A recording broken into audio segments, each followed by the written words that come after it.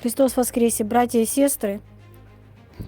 Вот эта статья, она вне благословения царя-батюшки, вне благословения редакции царской.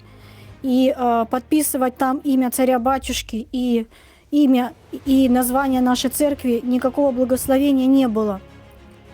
Поэтому кто выпускал эту статью, пусть принесет публичное извинение за вынесенный суд ребятам нашим заблудшим, потому что пошли уже смущения. Там вынесен суд людям.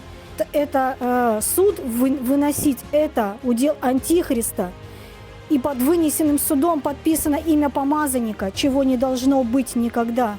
И царь-батюшка всегда говорил, что это ребята заблудшие, и у него всегда болело и болит сердце за них. И он всегда мне говорил, чтобы ни в коем случае не было никакой информации, которая бы их смутила и сталкивала бы их лбами. И что мы должны быть ловцами человеков, а не выносить им суд и сталкивать лбами. Это эти МПшные батюнечки, призывающие, обманывающие и агитирующие на эту войну. Дорогие братья и сестры, в нашей вере православной есть главное и самое сложное для исполнения заповедь. Она звучит так: нет больше той любви, чем жизнь свою отдать за ближнего. Будут нести ответ, и уже совсем скоро, перед пророком Ильей и перед самим Господом. А эти ребята, батюшка всегда их жалел и говорил, что это наши братья заблудшие, и не давал никому смущать их. Хотелось бы сказать, что благословение от царя-батюшки относиться строже и ревностней ко всей информации, которая выходит вне редакции, под именем царя, под именем церкви, с логотипами нашими, с гербами нашими. И если такое будет замечено, будет строго пресекаться. Все, что выходит без благословения вне редакции от имени церкви, с нашими логотипами, с нашими гербами и с именем помазанника Божия, тем более, особенно. Братья и сестры, Христос воскресе!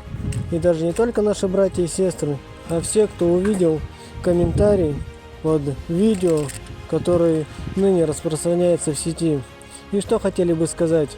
Там под этим видео написали имя помазанника Божия. Но имя помазанника Божия, враг рода человеческого, накидывается на него, дабы оно было везде.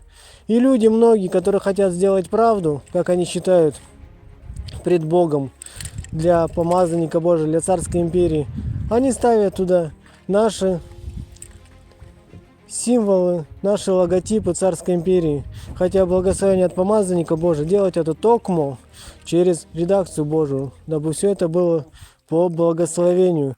А так люди преследуют свою мнимую правду, желают заступиться, но получается наоборот. То, что, как говорилось там во Святом Евангелии, Господь приводил слова пророка Исаии, что ради вас имя Божие хулится у язычников. Поэтому просим у всех прощения, те, на кого это смутило, и хотим сказать, что царская империя к этим комментариям не имеет никакого отношения.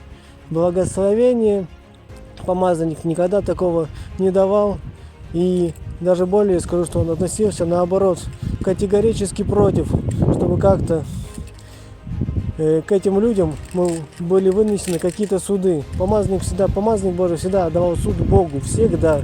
И даже более говорю, что это многие там братья наши находятся, которые просто заблудшие.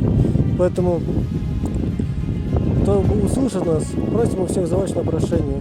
Просим за то, что мы не делали, но за то, что видом царской империи прикрываются люди, лукавили, желая какую-то свою правду преследовать, тем не менее подвергают нас такое состояние, что мы вынуждены просить у вас прощения. Поэтому простите нас Христа ради. И хотелось бы вам привести пример, как было во времена апостольских. Многие люди нечестивые одевали на себя маски апостольские и ходили. Одни лукавили, другие наоборот, чтобы отвратить людей от Христа Бога нашего, вели всякую непотребную жизнь. И там поборы собирали, все, что только не было. И вот ныне, по всей видимости, происходит то же самое. Поэтому еще раз прошу у всех прощения. И говорю вам со всей ответственностью, что благословение Божие через помазанника на это не было и никогда до этого, что мы слышали и что мы видели, наоборот, противно говорил помазанник Божий. Поэтому у всех просим прощения с Богом. Это наши братья заблудшие, я не хочу их обзывать никак. Поймать людей во спасение, а не отталкивать их вот такими вот обличениями. Они не выдержат такого обличения.